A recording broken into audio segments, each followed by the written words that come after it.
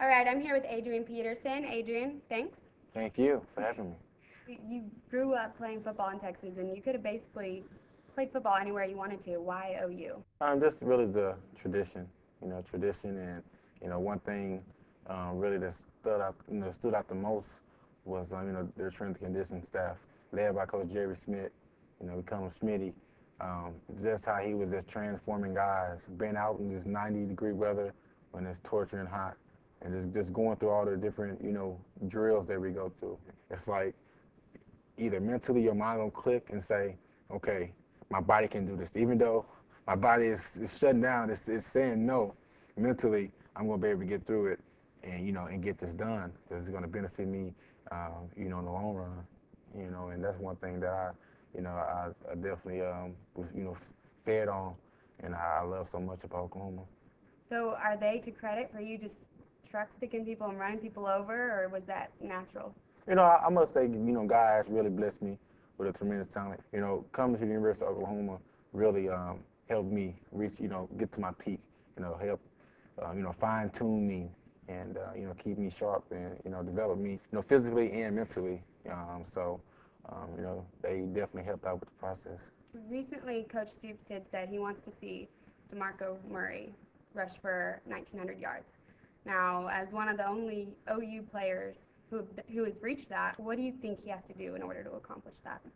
Um, I think he just have to continue to work hard. He wowed me sometimes, and I feel like I'm a good judge of talent, and I feel like he can do anything he put his mind to.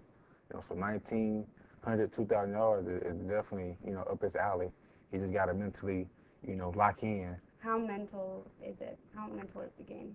That's something that you really do during the off season with training, and then you continue that with doing different stuff during the season. Basically, like I said, your body is telling you that, hey, I cannot run another gasher. I cannot run another ramp. But mentally, you pushing yourself through, and that can reflect back on the field when it's the fourth quarter. The other guys on the other team, the defensive guys, they're tired. You can see them with their hands on their shoulders, but you mentally or in tune, mentally, you're there, and it's really nothing to you.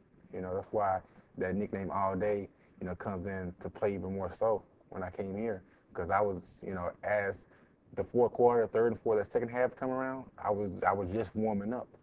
And that's due to being here at University of Oklahoma and being around the strength and conditioning guys that, I was able to work on. What do you max out at? The last time I maxed out was in college, actually. And it was like 365, and they had to be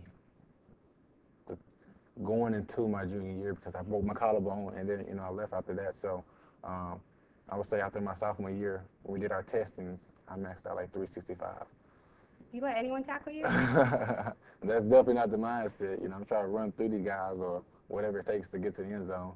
But this my initial thought is to initiate it.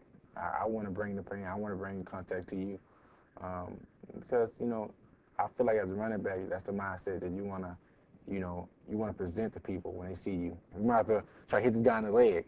So I take so many shots in the legs, the guys don't want to hit me because I've set the standard that, hey, you're going to hit me, you're going to face me head up, or you're going to try to hit me in my legs or do the run by tackle. Maybe run by you and try to jump in my back, or basically focus on trying to, strip the ball, trying to find some avenues to try to slow me down other than really tackling me, So it's been working pretty good. I mean, I've never when y'all played the Bengals last year, and you just literally took someone, shoved them into the sideline. I mean, how much strength do you have to do that? Sometimes when I sit back and watch film, I kind of surprise myself with some things I do, and it even more so makes me realize how blessed I am. I don't think I can say that is my Holy Spirit is strong because I know, God blesses each and every, one of us with some special ability, some special talent. And in reality, we get the joy for it, and the fame, but really it's your Holy Spirit that's performing all that for you. So I just tell people my Holy Spirit is strong. If you weren't playing football, what would you be doing? Do you have any other special talents? Track. It's funny because, I'm actually thinking about running unattached before I get too old. I want to sit back and be like, man, I could have did this, I could have did that. I made my mind up that, hey, this is something I'm going to pursue. So you got to look out for me. I'll be on the track here soon. When you first found out that you might have, or that you would have, I mean, a Hall of Fame quarterback who you probably watched growing up, what was your first thought when you found out you were going to be playing with him? My first initial thought was just like, I really couldn't believe it, until he got there and we actually started going to the practices, and he was right there, you know, being his old self. He's a real good guy, down to earth guy. But like I said, it was fun. Do you think people say that about you?